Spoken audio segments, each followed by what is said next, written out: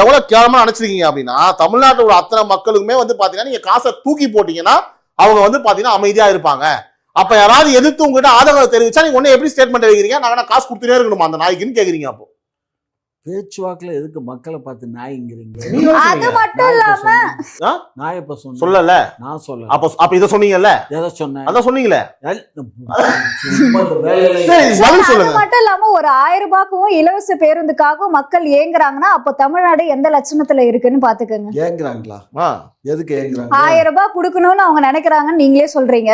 எல்லாருக்கும் அதுக்கு ஏங்குறாங்கன்னு நீயா கதக விட்டுறா? நீ கொஞ்சம் நீங்க தானே சொல்றீங்க அந்த 1000 ரூபாய் எப்ப வரும்னு காத்து கொண்டு இருக்காங்க மக்கள் அப்படின்ற மாதிரி எல்லாம் நீங்க தானே சொல்றீங்க. யாருக்குமே காசு வருது, பணம் 10 ரூபா வருதுன்னா கூட வேணான்றாங்களா? நீ வேணான்றியா?